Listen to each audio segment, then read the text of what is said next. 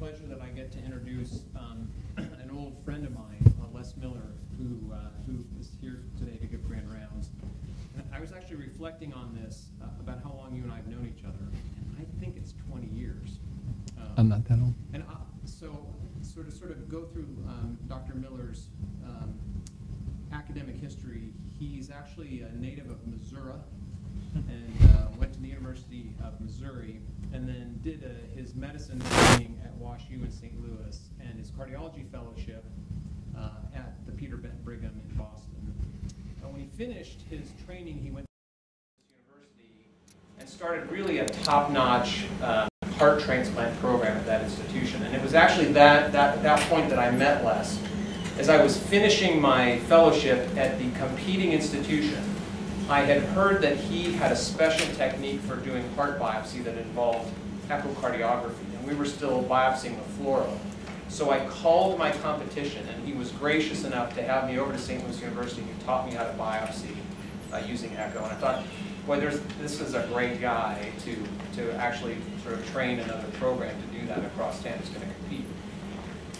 After he left St. Louis University, he went on sabbatical where he worked in Phil Halloran's lab in Canada, working on vascular biology projects, and then came back to the University of Minnesota where he was the chief of cardiology.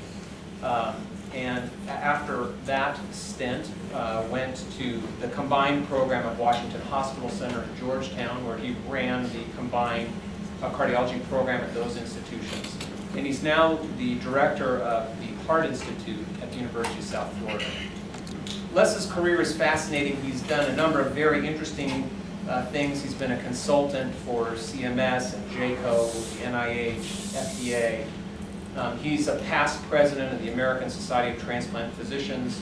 He's a past president of the International Society for Heart and Lung Transplantation.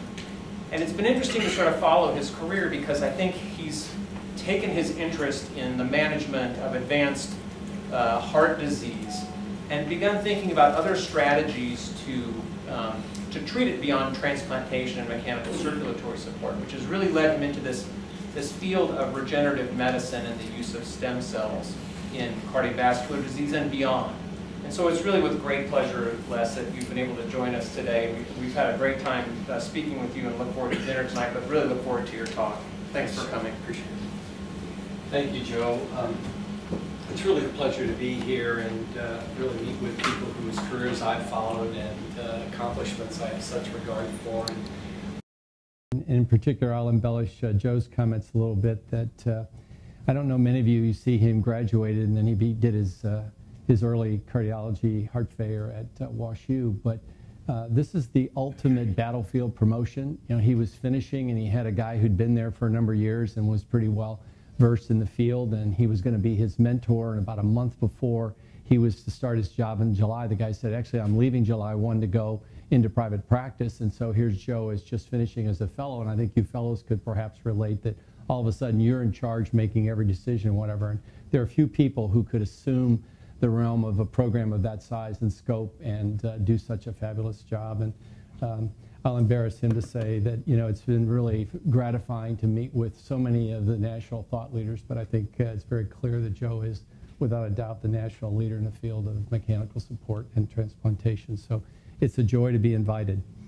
As Joe said, you know, I've been in this field for a lot of time and really believe that we need to do something before people get into that most advanced phase. And so I've gotten interested in this from Doris Taylor, who left Duke to come to Minnesota and had a phenomenal opportunity to work at her lab, and that really spawned my interest in this field. And I think that the growth in the field will hopefully dispel a lot of the early thoughts or impressions and just talk to you about how much change and how much has gone on.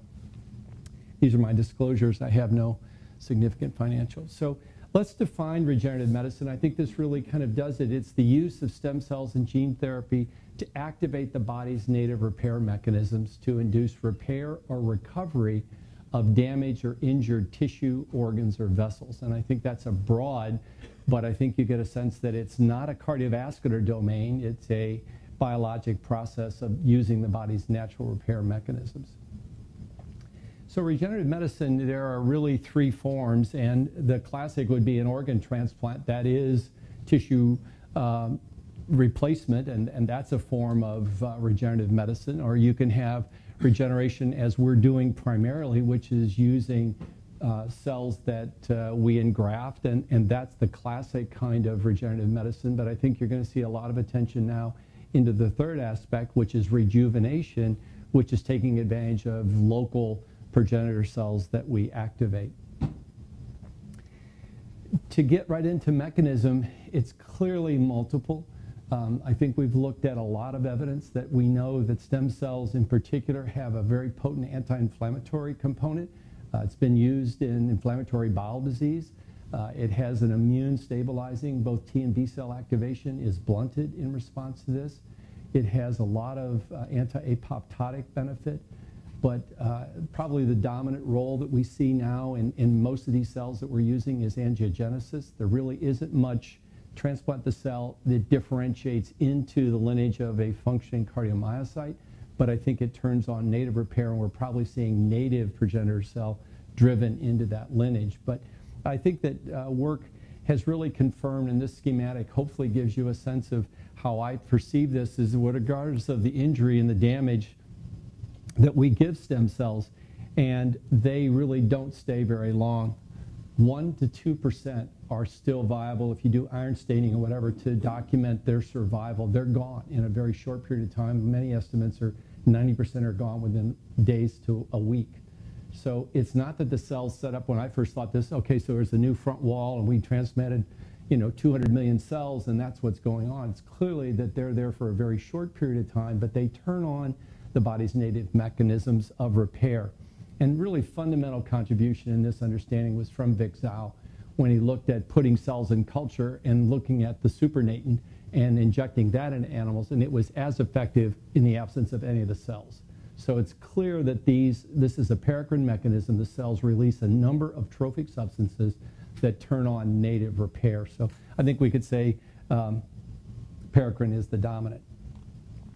I mentioned to a number of people, Chris included today, that this is a platform for all of cardiovascular disease. It is the ultimate problem with atherosclerosis or heart failure or dysrhythmia. It's going to go into pediatric application for hypoplastic left heart. There's almost not a realm of cardiovascular disease that this type of therapy won't be potentially effective for. I'm going to start talking about acute MI because it's clearly the greatest experience that we have over 10 years now with doing trials. And the original trials in the lab were done with a stop balloon because you hoped you could drive the cells across the endothelium and they would be more functional and be more effective. But it now is what I call drive-by. Imagine an intracoronary injection of stem cells and you hope that enough of them home or settle there to really affect a benefit. But it's been shown pretty clearly that intracoronary injection without stop flow is as effective. And that's just because injury begets significant inflammation, which begets adhesion molecules, cytokines, and a lot of pro-inflammatory signals, which are really homing signals to stem cells. If you inject stem cells in an animal that has not been injured, 70% of them will be trapped in the lung, 15% will be in the spleen, and 15% will be in lymph nodes. So you need a homing signal if it's not an active inflammatory process to bring the cells there, or you have to deliver them to the site.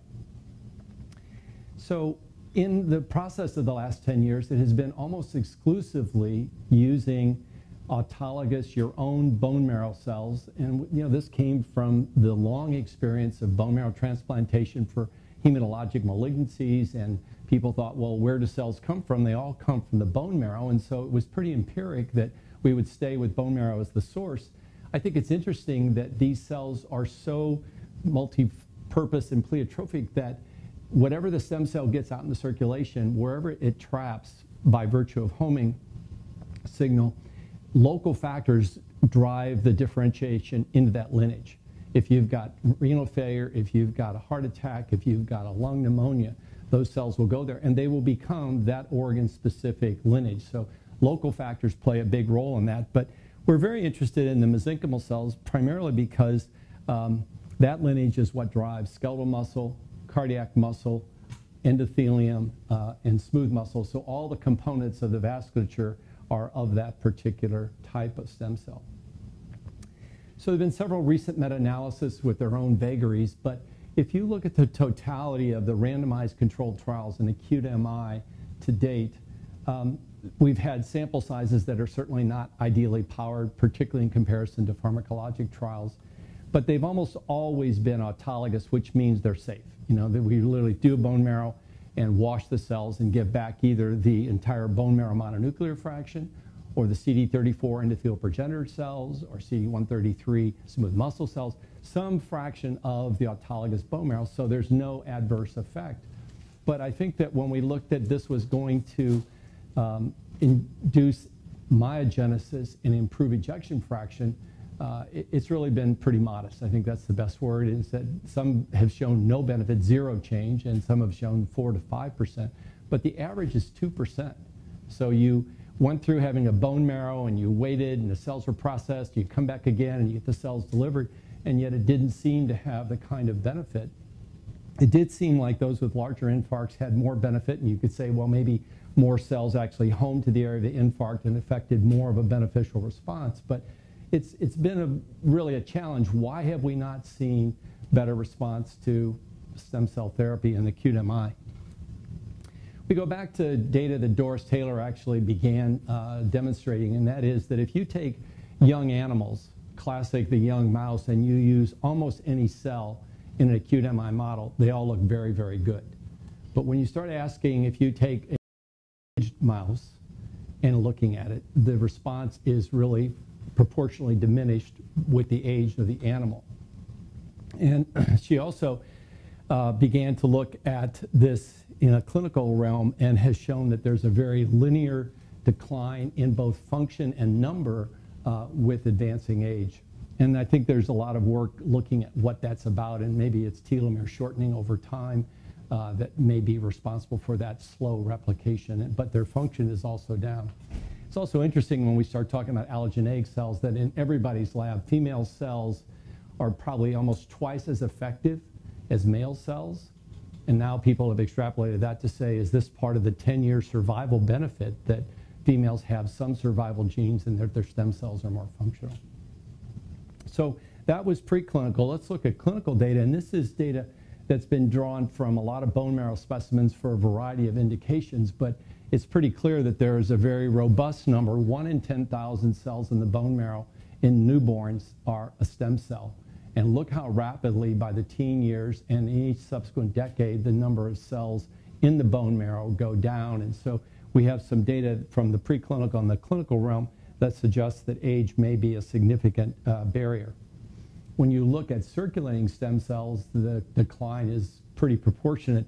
1 in a million to 1 in 10 to 1 in 40 million cells. So the number of cells that you can mobilize out of the bone marrow is remarkably reduced. The number of cells in the circulation that you can potentially bring into an area of injury is there. But I think this is really, particularly as we look at it in the realm of heart failure or other chronic diseases, is that you can see that their function goes down in an additive manner. So if you have a reduced number and you have the comorbidity and morbidities in many people, you're looking at cells that very clearly may not be the very best source, and here has been our common approach. I think the last nail in the coffin about bone marrow as the primary source was reported in the NIH stem cell network trial called FOCUS, and this was the first go at looking at heart failure, and they used ischemic heart failure patients, and they randomized them 2 to 1 to getting the same autologous bone marrow preparation versus placebo. And again, now these are people with no infarct or remote infarct, so no really significant inflammatory. So instead of just intracoronary flush, they had to develop the technique in the catheters to deliver it directly into the wall of the myocardium, and there have been several catheters delivered now that can safely go into the wall of the myocardium and deliver it. And so these people were followed, and it was really hoped that this would begin to see a bump in ejection fraction as one of the primary endpoints. The trial was absolutely neutral. There was really no change in SPECT imaging, remodeling, or an anginal score, but what was sobering, and they did a subset analysis looking at over or under 62 years of age, and I think it's pretty profound that patients who are over 62 with ischemic heart failure is a very big percentage of those patients had no beneficial response. And so I think this has really brought forward that we really need to think about how can we improve this. I think this is one other important point I don't want to go past, is that Doris Taylor now runs the cell network biorepository. And so one of the things that we're going to begin doing is looking at the bone marrow or the liposuction aspirate and start doing cell sorting and start understanding, is there a molecular signature or a cell signature that describes who's a responder? Because I think that's going to be an important part of going forward, of not just everybody's going to respond. So what would we do if bone marrow is not the ultimate answer, and in fact, perhaps not a very good answer? And I think there are several options of changing from autologous to allogeneic, looking for new sources, looking at different types of progenitor cells, or potentially genetic engineering. Well, you know, when you start talking about allogeneic, why have we not used that? Well, okay, Mr. Smith, we're going to use this young person's cells. Those old ones of yours aren't very good, but we'll get these cells, but you're going to take cyclosporin for the rest of your life. You know, not a very attractive trade, but until we understood that the mesenchymal stem cell population is devoid of co-stimulatory antigens on the surface, and so they're not immunogenic. They're essentially what we refer to as immune privileged, that you can cross ABO and other types of barriers with impunity. And it's been looked at now in acute MI and a number of other settings that the mesenchymal cell is this immune privileged cell. And by the way, it does tend to go into blood vessels and potentially myocytes. So the last thing that's been shown is that even if you give these cells, one of the most obvious ways of tracking the immune response is that you develop an antibody directed against the cell's antigens that were given. And in fact, that's a very small percentage of patients develop an antibody, and they don't last very long. So I think we've established that the MSC is probably the best cell going forward. So it's really ideal because we can get this ideal healthy person. It's an off-the-shelf preparation. There's no variability in clinical trials, so it's this batch, that batch. But I think that what we're seeing now is, and I'll talk a little bit later in the talk, that there are a lot of new sources, that the mesenchymal cell is a type of stem cell. What the origin is we could take it when it's an umbilical cord or from the placenta or from fat or from bone marrow or from a variety of sources. That's the cell lineage that we're going to focus on. And we've actually done this a number of years ago. I know the NIH's trial is ongoing here and you've enrolled a few patients, but it really is nice that whoever is the vendor prepares the cells, and they're frozen and kept on site in a deep freeze, and then when you're going to inject them, either surgically or however by catheter, they're thawed, dropped into syringes and injected, and it's really quite an advantage to be able to have an off-the-shelf preparation. So there's actually been some clinical trials now going forward in the area of heart failure, again, relatively pilot-sized trials. This was a trial of allogeneic MSCs for ischemic heart failure with the same endocardial delivery. And I think what's impressive is that they've used MRI in these patients who had an EF that was still less than 45, but they saw a reduction actually in infarct size, quantitatively reduction in infarct size, whether you're having collagenasis or whatever is dissolving, you're really remodeling in a very beneficial manner, and reduced LV end diastolic pressure or dimension, but did not seem to change EF. Very small percentage of patients got alloantibodies, but the response and the signal from, Chris, a trial of this size, that they're planning a 1,700 phase 3A trial that the FDA has now approved. So interesting signal.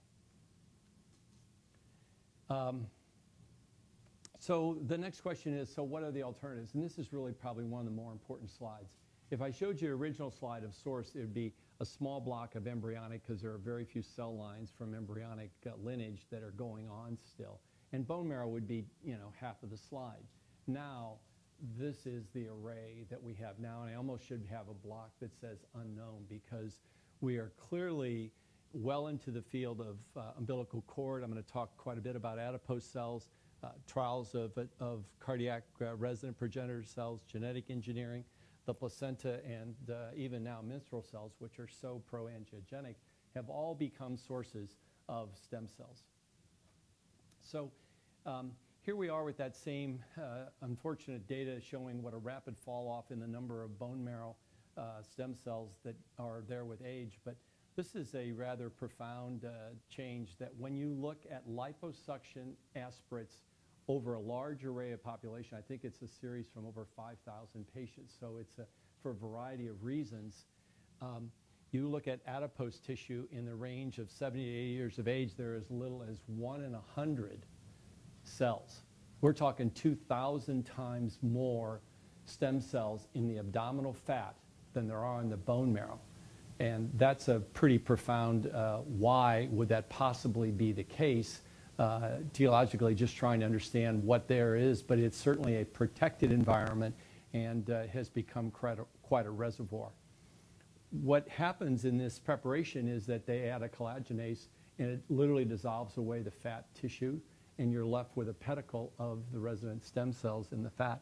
And when you look at the composition, it's interesting that a lot of them are endothelial progenitor cells and not that many.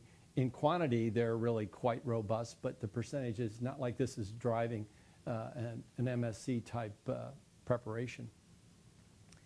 So as I suggested, many of these cells have a very powerful angiogenic stimulation.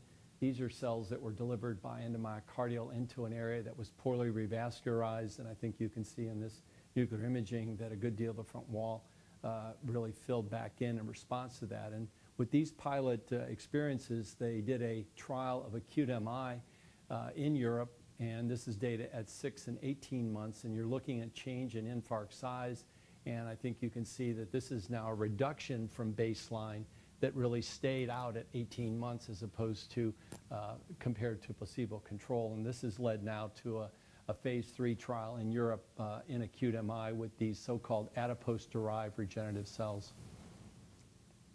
They moved happily in the same institution into a heart failure trial, again, ischemic MI, 2B trial, 40 patients, 2-to-1 randomization using liposuction to obtain the lipoaspirate. It's processed, and then the cells are drawn up a syringe and delivered to the cath lab and endocardial delivery, as we've talked about before. And this is literally what it looks like. They've compared the buttocks, thighs, and abdomen, and the richest source is in the abdomen. The specimen is literally into this proprietary solution machine, which really, as I said, just injects collagenase and dissolves away the fat. It's really quite an experience. As we've worked with patients, the altruism of people comes true, and they, well, listen, feel free to take all you need of mine. And then somebody says, well, you're going to do both sides, aren't you? So I don't have this one nice looking, one not so. People are pretty interesting. So here's what they saw in there, and this is looking at remodeling. And I think you can see that in comparison to the placebo, that there was really a minimal amount of remodeling and an adverse in terms of increasing end-diastolic volume and compared to placebo.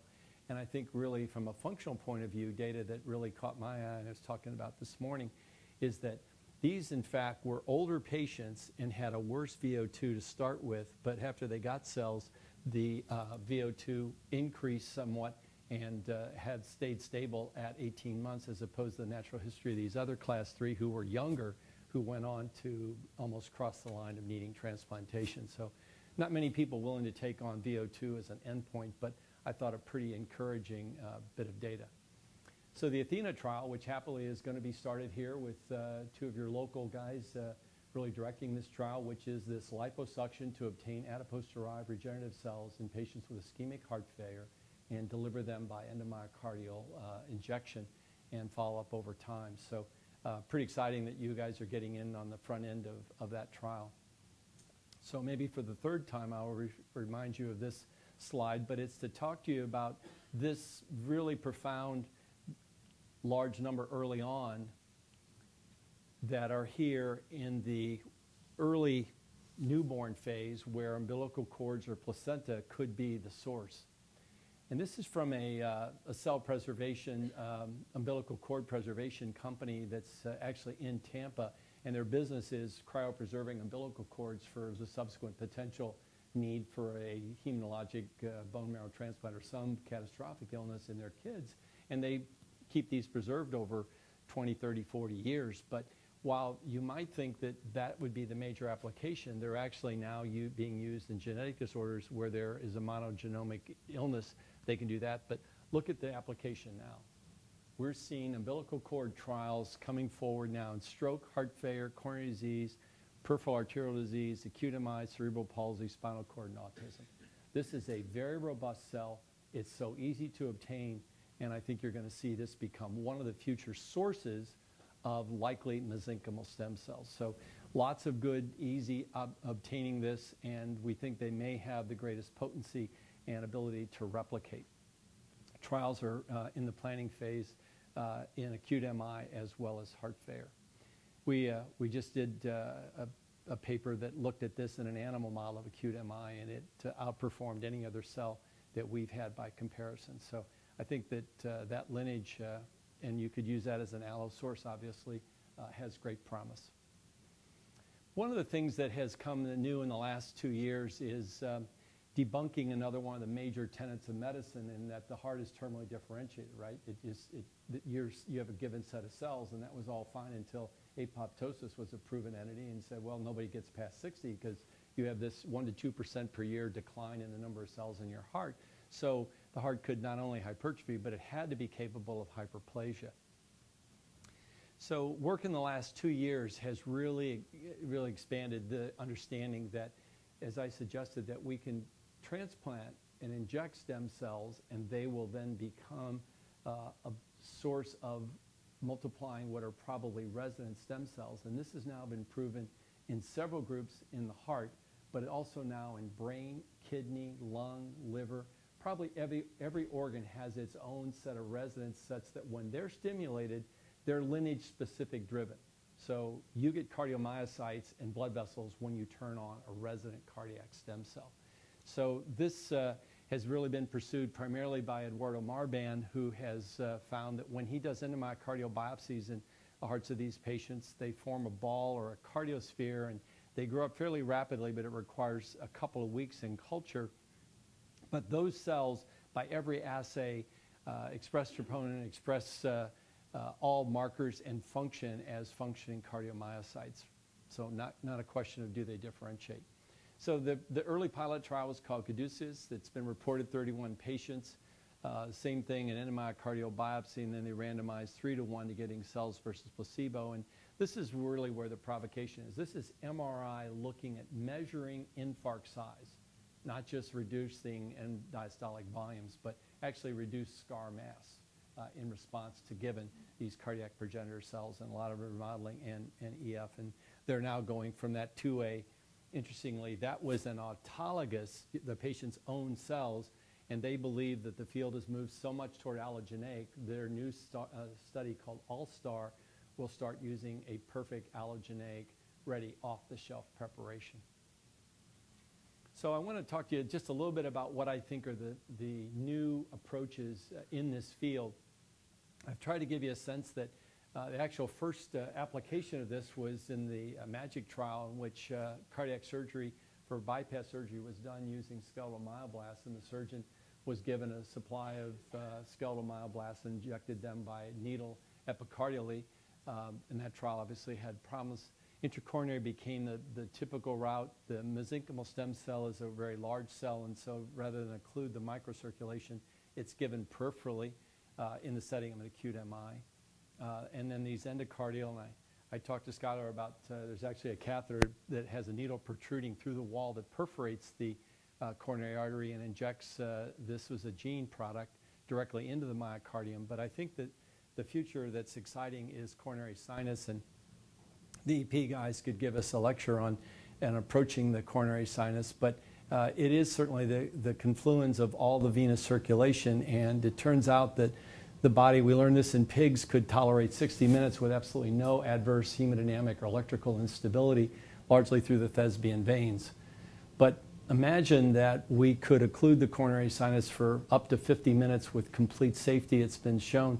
But what happens is they now have a preformed catheter, and you can use the femoral vein approach, come back up, get into the coronary sinus, inject contrast, make sure you've totally occluded the coronary sinus, inject your cells under pressure, let them dwell for 10 minutes, take the balloon down, take the catheter out, hold the groin for 10 minutes, and they're an outpatient procedure. The simplification, the minimization of adverse events and risk and time and cost can be profound if we can make sure that this is equally effective. In the animal, the transfection of cells is even greater than intramyocardial using retrograde. So everything we've seen so far is very encouraging. It's just there has only been one trial in the world in Peru. This was, again, your typical small pilot study of 60 patients. However, they randomized both ischemic and non-ischemic etiology using this time, they asked a fundamental question that in the animal mouse experiments, we've used 50 to 100 million cells, and we kind of took that number and said, well, that must be the number we use in 70 and 80 kilogram people.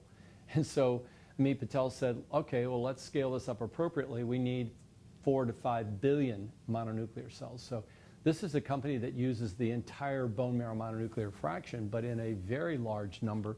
But the bottom line is they did it as I described. There was no technical problems and fairly encouraging data in favor of non-ischemics having a better ejection fraction and LV dimension at 12 months. So it's given us encouraging evidence that we can do well. The second thing that has not been on anybody's radar is the concept that if you give a cell or a gene product and you get a response, in almost every circumstance, it blunts at about 6 months, but it does sustain the benefit.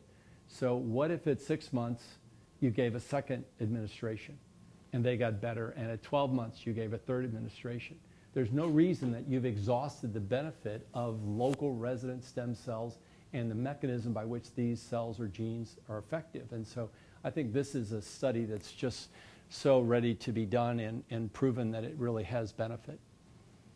So I mentioned that it would be very ideal perhaps in non-ischemic population. And if you read the data, that 70% of the heart failure is due to hypertension or coronary disease. But this is data from the International Heart Transplant Registry.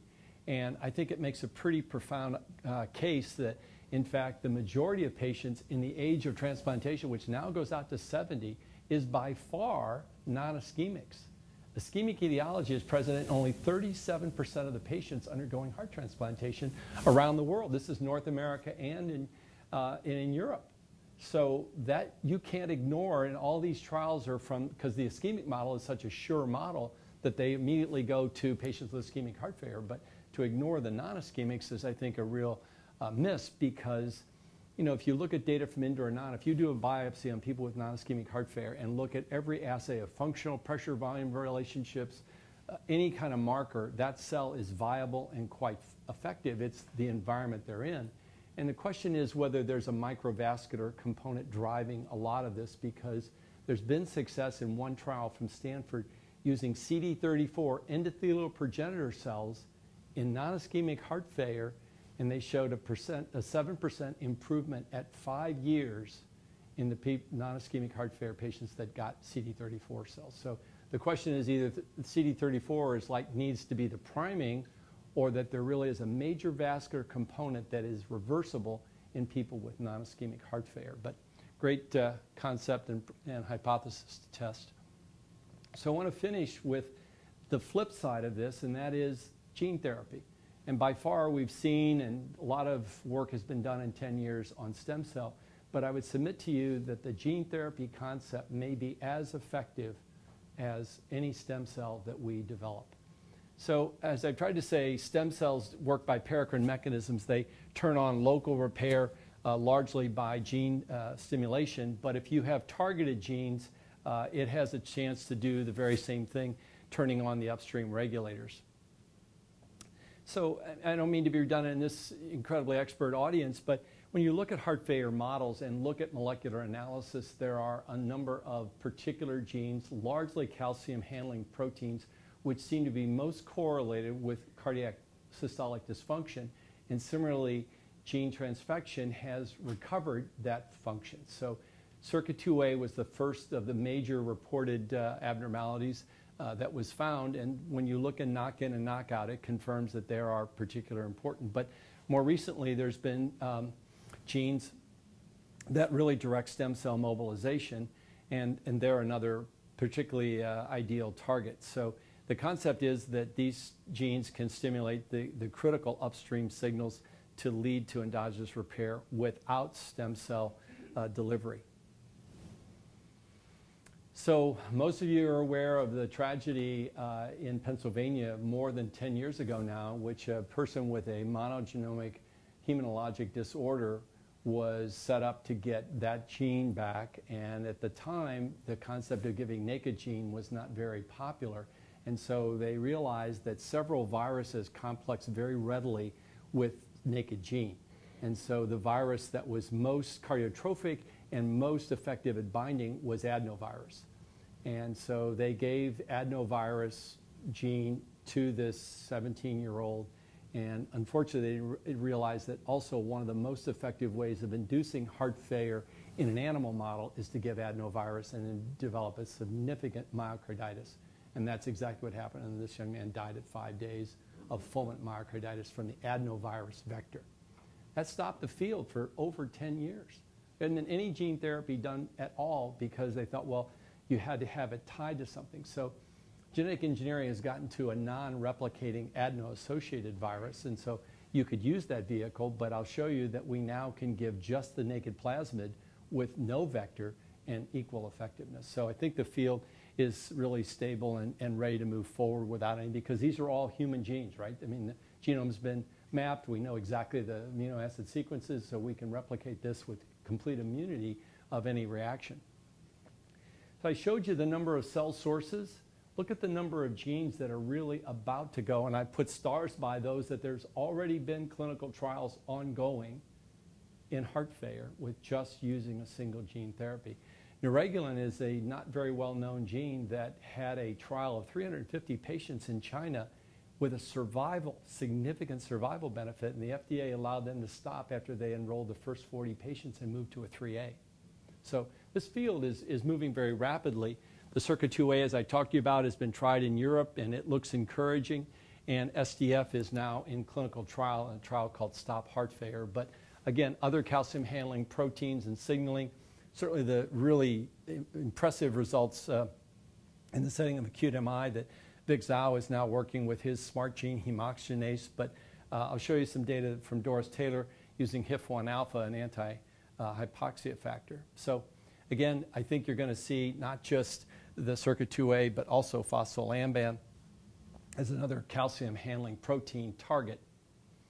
And this is the data from the SERCA2A trial that just shows in comparison to the placebo in blue, which were really quite sick patients using a composite endpoint. The low, medium, and high dose all performed really quite well, and gave some encouraging evidence for now moving into a 2B trial with Celadon with SERCA2A.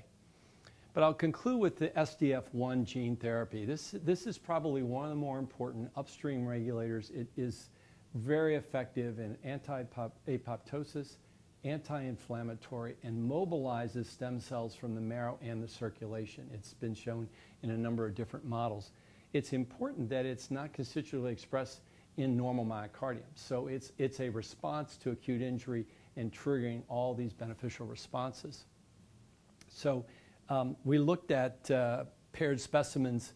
I understand Carmelo has got a number of paired specimens where at the time of end-stage heart failure, when you put in a VAD and then you look at gene expression, and then you look after a period of mechanical support and normalizing end-diastolic pressure and look at the gene expression, you begin to say, what are the control genes that really may be more influential in the recovery and making those changes? And in our hands, SDF was by far quite different. So let me just lay this out. This is looking at a series of, I think, about 40 patients with paired specimens. Non-recovery means the majority of the patients who didn't recover myocardial infarction went on to transplantation. We had a small population that recovered and saw this exactly what we were looking for. Non-recovered didn't upregulate SDF. Those that recovered had significant, and if you remember the drug clenbuterol, one of its primary mechanisms of action is through SDF, and in Maggie Yacoub's hands, the SDF expression in response to clen when the pump was taken out was rather dramatic. So we think there's pretty substantial data about SDF being a critical player, but I told you about here we are in the randomized trials of acute MI with bone marrow-derived cells, and this is the data from the acute MI given just SDF. And these are the patients who had an EF less than 40%. the change in ejection fraction at 2 months was 12%. That's just the naked gene, plasmid. No cells, nothing else, delivered right in the myocardium. So when we talk about, okay, well, you got randomized, I'm sorry, you got gene therapy, there's a lot of belief that this is really the mediator of what stem cells are doing in the myocardium. So there's a trial now we're actively involved with called Stop Heart Failure, interestingly, looking at this really pretty standard approach now with endocardial delivery using a little bit different catheter, but the same kinds of pilot, hoping to go to a 3. But the last slide I'll show you is from Doris, and this is maybe the ultimate approach, and that is gene transfected allogeneic cells. So let's say we've got umbilical cord mesenchymal cells we've transfected with, this is anti-hypoxia HIF-1 alpha or hemoxygenase, and now you have an off-the-shelf, really amplified cell, and this is the vehicle. This is skeletal myoblasts alone, and these are myoblasts transfected with HIF-1 alpha. And you can look at major capillary density or look at microvascular function, and you get a sense that they are additive in benefit. And I think that's the concept. If you're going to have cells out and away and they're accessible to manipulate, maybe transfecting them would be a great start. So I'm going to do tragic disservice to peripheral disease or carotid disease or whatever and just tell you that everything that I've said about acute MI in terms of cell sources, cell type, route of delivery is applicable to peripheral arterial disease. And there are right now 8 different trials going on in peripheral arterial disease. One new one that's about to start got a pilot in Italy of people with peripheral arterial disease that have non-healing arterial ulcers on their feet and a pretty advanced phase of the disease. And they randomized 10 to conventional therapy and got revascularization, and 10 that got direct around the ulcer stem cells, adipose-derived stem cells. 6 of the 10 healed the ulcer completely in 2 months. 4 of the 10 had 50% or more healing. So the concept of how trophic these cells can be in the local environment in terms of inducing an angiogenic signal that's potent enough to start healing peripheral ulcers is really pretty encouraging. Most of the trials are direct intramuscular injection of the gastrocnemius. It's an outpatient clinic procedure. Come in, okay, here you got your cells or here you got your gene. And SDF is in this trial. Everybody that has got a myocardial approach has the same approach in terms of this angiogenesis with peripheral arterial disease. So I think you're going to see an awful lot of activity in that realm.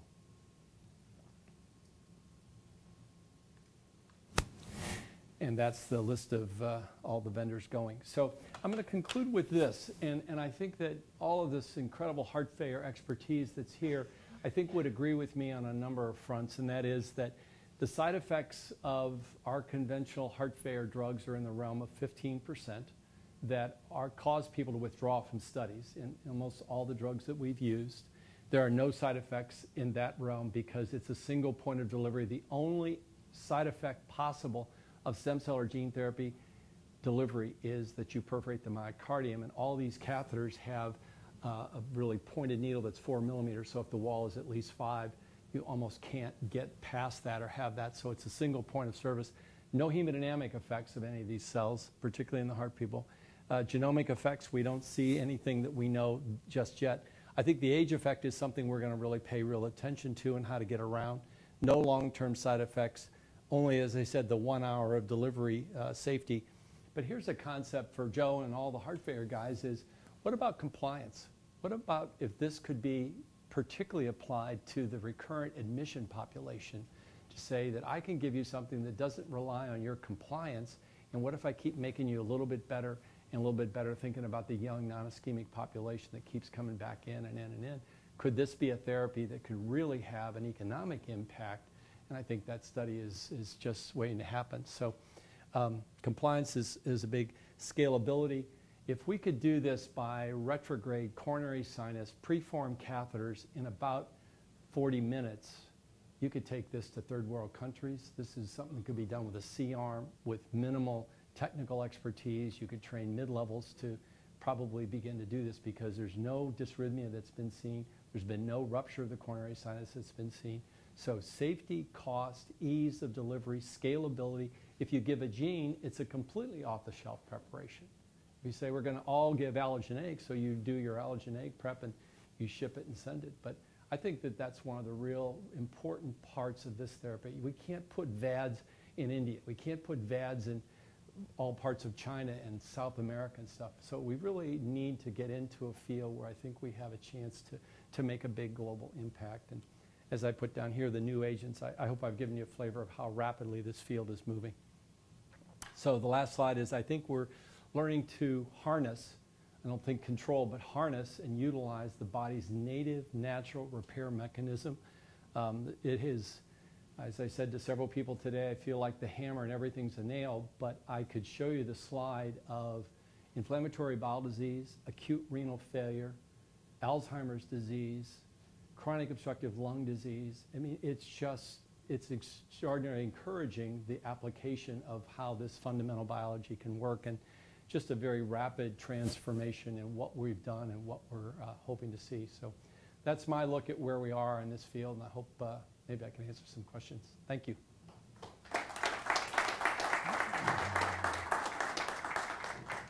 Please. Great talk. Thanks, Ed. Discussion about safety.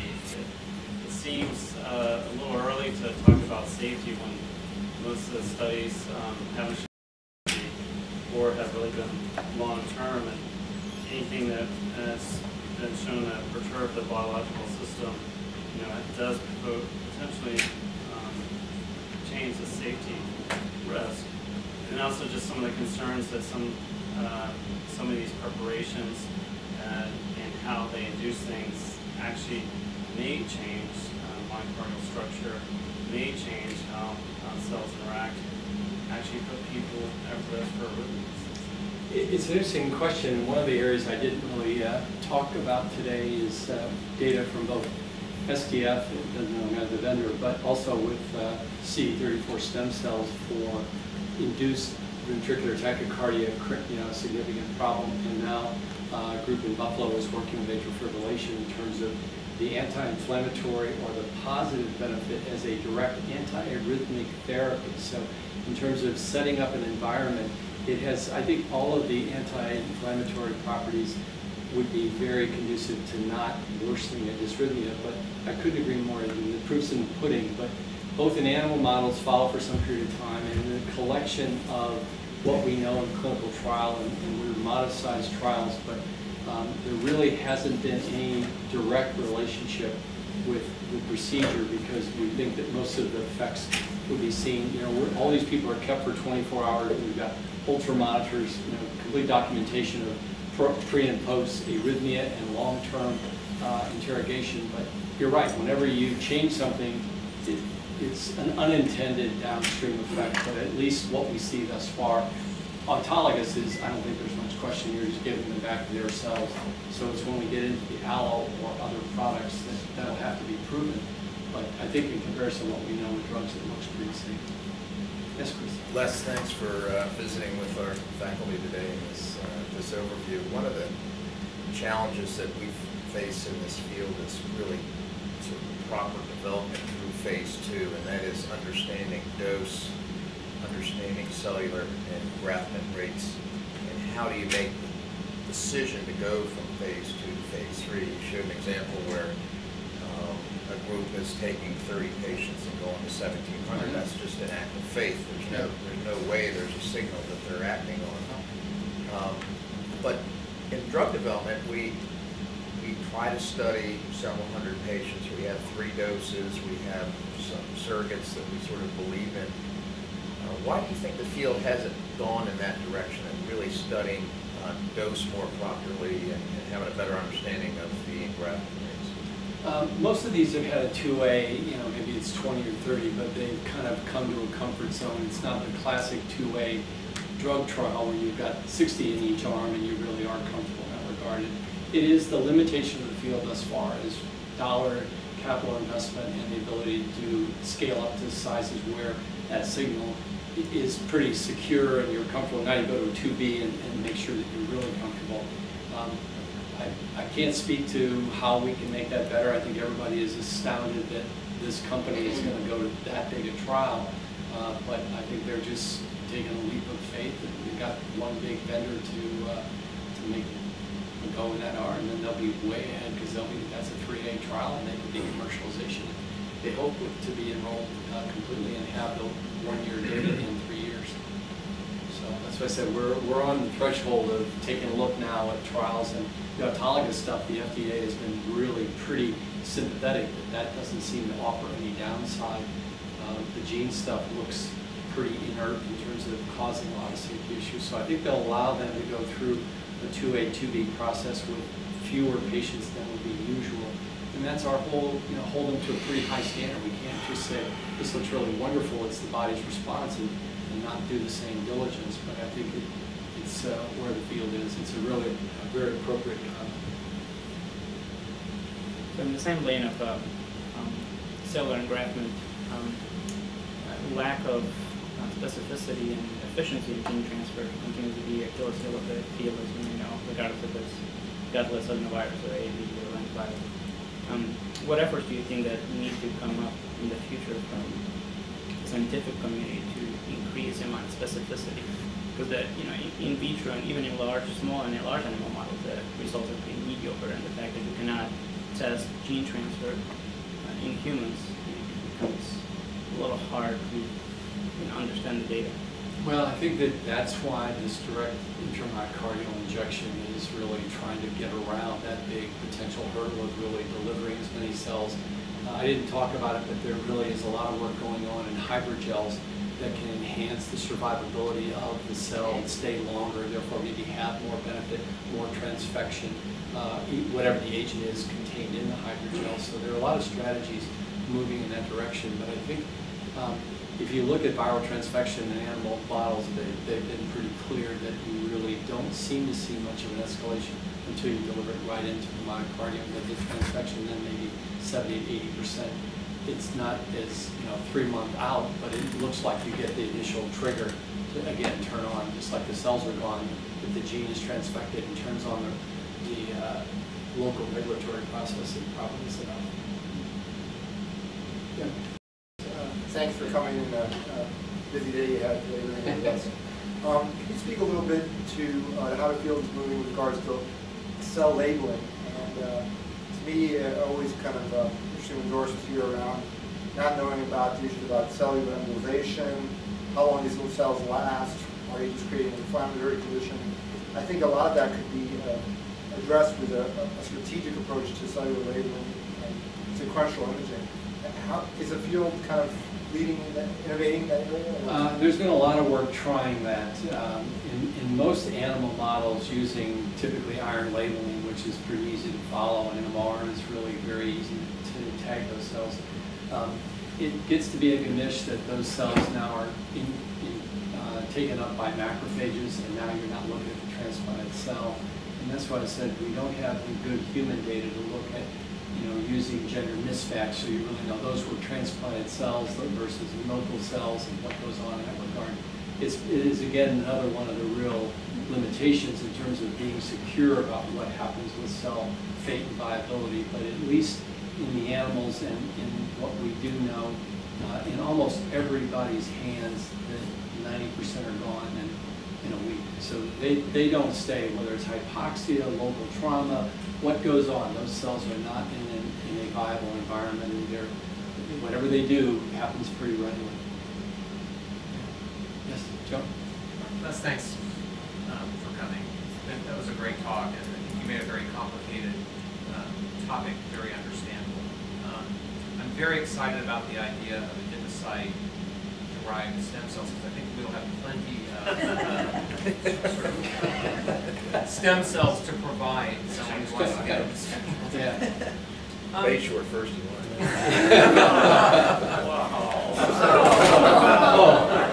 Looks like you're here to get. I agree.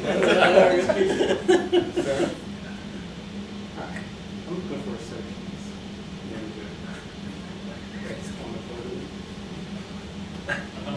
We're almost finished with our talk. I'm looking at it, I don't see any keys at all. I thought that law had finally caught up to you. You just cut me away. I wanted to switch directions, questions a little bit.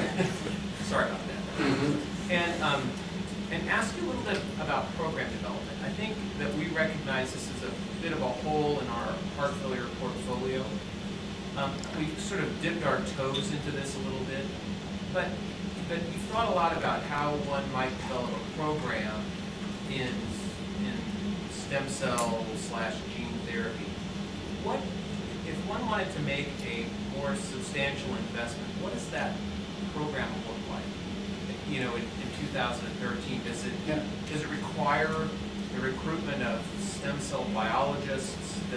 Is there a role for primarily clinical application? I think, you know, we would probably like to go beyond just being a participating center in multi-center trials. So what does the program look like? Well, it's a great question and something I've given a lot of thought to, and I think that I see the first platform is a regenerative medicine program in cardiovascular disease, because you're going to pull in the peripheral arterial, you're going to pull in chronic coronary disease, you're going to pull in heart failure, whatever etiology, and that starts it, and it's almost turnkey, because you can start with, there are clinical trials in all those areas that can be, you know, enrolling patients from when you announce the market is out and open and you're enrolled. I couldn't agree more that I'm not interested in being a me too. And what I've tried to show you are some things that I think could be done in a program that are really novel and I think could be lead to taking a lead in the field of multiple administration, pushing retrograde, doing those kinds of things. But I think you get PIs in the peripheral vascular realm, PIs in the cath lab with coronary disease, PIs in heart failure, and you begin to work with that, and then at the same time you develop this stem cell research group that I think you'd be surprised, we were, how many people are working in different disciplines that just begin to say, we're going to work on hydrogels, we're going to work on sustainability, we're going to work on homing signals, we're going to work on other basic mechanistic things, and you know, you're going to be, with the LVADs, we're going to learn a lot that we've never looked at before. So I think that it is the least investment for what I envision as being a potential for a significant change in how we practice medicine in 5 to 10 years. And I think it doesn't cost much other than get the clinical and then see what areas of the basic science you want to supplement. Is it too simplistic? I mean, the trials are here, Joe. It's just like saying, okay, we're a really established heart failure group. We've got tremendous expertise, and we have this overwhelming volume. And so all the drug companies, you know, want you to do their drug trials. I don't think it's terribly different. It's just a completely different focus, but it's the same basic clinical trial confidence that you guys have so pinned down. So I think it doesn't take a lot to get this up and running. Please help me thank Dr. Miller again. Thank you.